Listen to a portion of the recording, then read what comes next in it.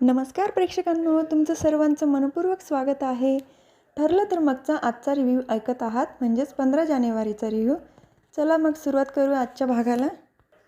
सर्वात आधी रविराज काका अर्जुनला हॉस्पिटलमध्ये घेऊन येतात, कारण अर्जुनच्या हातावर आणि पाठीवर चाकूचे वार झालेले असतात. जेव्हा महिपतबरोबर झटापट चालू होती तेव्हा हॉस्पिटलमध्ये अर्जुनवर ट्रीटमेंट चालू असते. त्याच वेळेला सायली घरी वाट बघत असते. सगळेच वाट बघतात, अजूनही घरी आले कसे नाही. सायली लगेच रविराज काकांना फोन करते आणि विचारते की इतका वेळ झाला आहे पण अजून का नाही आले. तेव्हा रविराज काका त्यांना आधी सांगितलेलं असतं अर्जुनने की सांगू नका म्हणून घरी, पण त्यांनी सायलीची काळजी बघितलेली असते. तरी पण ते सांगतात अर्जुनच्या पाठीवर आणि हातावर चाकूचे वार झाले, म्हणून आम्ही हॉस्पिटलमध्ये आणलं अर्जुनला. तर हे ऐकल्यानंतर सायलीच्या हातातला फोन डायरेक्ट खाली पडतो. तर सर्वांना वाटतं की नेमकं काय झालं. अश्विन लगेच विचारतो की वहिनी काय झाले. तेव्हा सायली सांगते की त्यांच्यावर चाकूचे वार झालेले आहे आणि ते आता हॉस्पिटलमध्ये. तेव्हा कल्पना काकूंना पण हे खरं वाटत नाही. तर त्या लगेच फोन उचलतात आणि रविराज काकांना विचारतात, भाऊजी खरंच सांगा ना नेमकं काय झालं. तेव्हा रविराज काका सांगतात की अर्जुनवर चाकूचे वार झालेले. हे ऐकून कल्पना काकू पण टेन्शनमध्ये येतात. त्यानंतर लगेच अश्विन सायलीला घेऊन हॉस्पिटलमध्ये जातो. तर कल्पना काकू देवाकडे प्रार्थना करतात की सगळं व्यवस्थित होऊ दे. तर दुसरीकडे बघायला मिळतं की नागराज काका सुमन काकूला खूप त्रास देत असतात. नागराज काका म्हणतात, सुमन तू किती मोठी चुकी करून ठेवली आहे.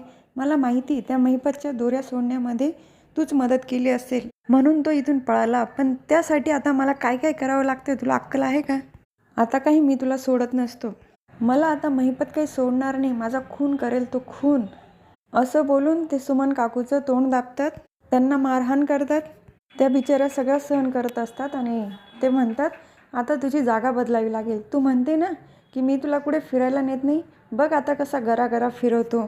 तुझी जागा बदलतो, कारण महिपत इथे येऊ शकतो. त्यांनी जर पोलिसांसमोर तोंड उघडलं तर पोलीस इथे येण्याआधी तुला हलवावं लागेल. तर ते सुमन काकूला ते सोडतात आणि दुसरीकडे नेताना तोंड डोळे वगैरे सगळं पॅक करून मग नेतात. तर दुसरीकडे अश्विन आणि सायली हॉस्पिटलमध्ये पोचलेले असतात. सायली लगेच धावतच येते आणि अर्जुनला मिठी मारते आणि त्याला विचारते, काय हो असं काय करता तुम्ही, मला सांगितलं का नाही आधी. मग लगेच त्याची काळजी करायला लागते खूप. तर लगेच अर्जुन म्हणतो, अगं कळतंय मला, पण हे करण्याची गरज होती ना.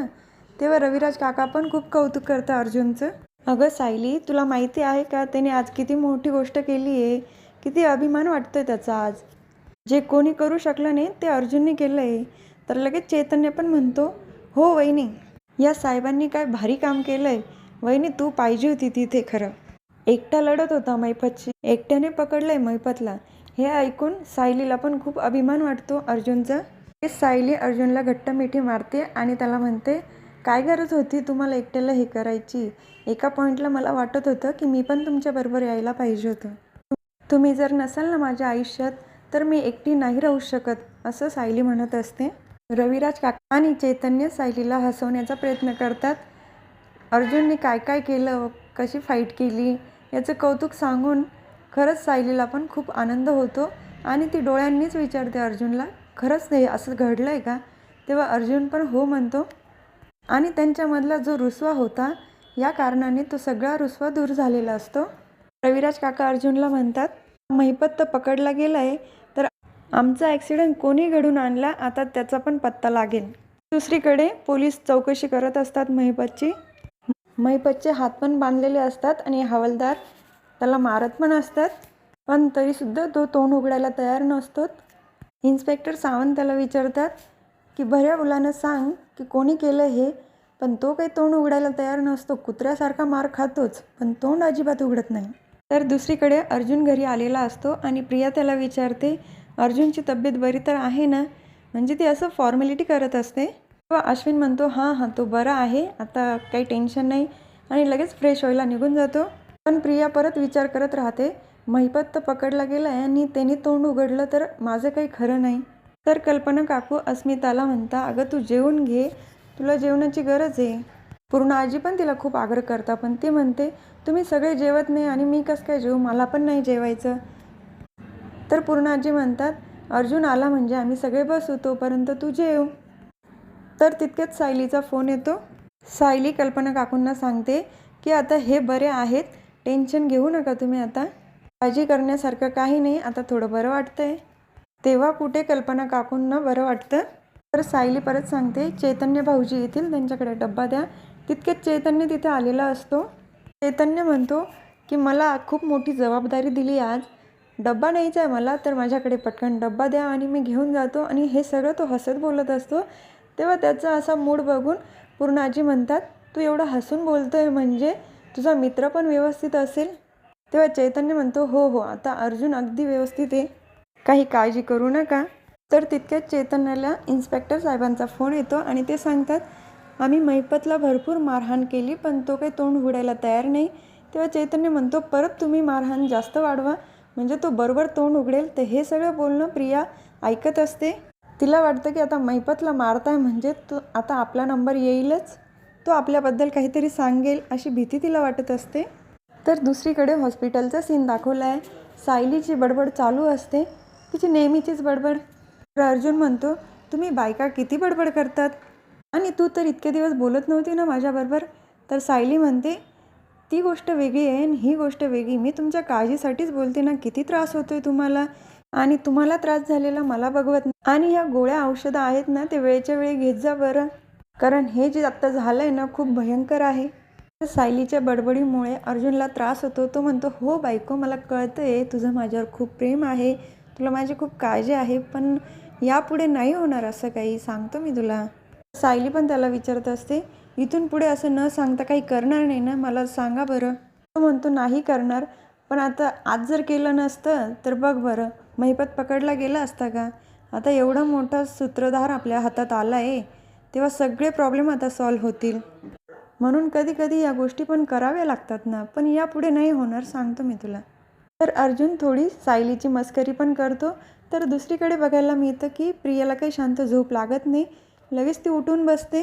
ती लगेच झोपेतनं उठल्यानंतर तिथे शेजारी पाण्याचा ग्लास असतो, पाणी पिते आणि नागराज काकाला फोन करते की नेमके ते काय करताय बघू बॉस.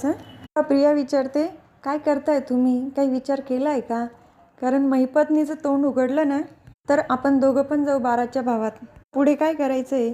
तेव्हा नागराज काका लगेच म्हणता, अगं मला पण टेन्शन आलं आहे, तूच सांग आता मला काय करायचं पुढे ते. तर प्रिया खूप घाबरलेली असते आणि ती धमकावत पण असते नागराज काकाला की मी आत्ताच जेलमधून जाऊन आली, कशी बशी तरी बाहेर आली आणि मला आता याच्यात अडकायचं नाही, तुमच्या चुकीमुळे हे सगळं घडलं आहे, तेव्हा लवकर काहीतरी करा असं म्हणून फोन ठेवते. आणि प्रियाची खरंच कमाल आहे, त्याच रूममध्ये असून ती नागराज काकाशी बोलते आणि अश्विन इतका गाढ झोपला आहे की त्याला जागसुद्धा आली नाही. तर दुसरीकडे सायली आणि अर्जुन हॉस्पिटलमध्येच असतात. त्यांना काही डिस्चार्ज मिळालेला नसतो. एक दिवस तिथंच ठेवणार असतात ड्रेसिंग करण्यासाठी. तर घरून डब्बा आलेला असतो आणि सायली त्याला भरवत असते आणि त्यांच्या गप्पा पण चालतात. तितकेच त्याला ठसका लागतो. सायली पाणी देते आणि पाठीवरून हात फिरवते. हे बघून अर्जुनला पण छान वाटतं आणि सायली म्हणते की तुम्ही जेवताना बोलू नका बरं, व्यवस्थित शांततेत जेवण करा. खूप जास्त काळजी घेत असते अर्जुनची. जेवण झाल्यानंतर अर्जुनला अलगद खाली करून झोपायला लावते. त्यानंतर अर्जुन लगेच तिचा हात धरतो आणि तिला विचारतो, बायको मला कधी सोडून जाणार नाही ना. तर सायली लगेच म्हणते, मी कधीच तुम्हाला सोडून जाणार नाही, अजिबात काळजी करू नका, मी नेहमी इथेच राहील तुमच्यासोबत.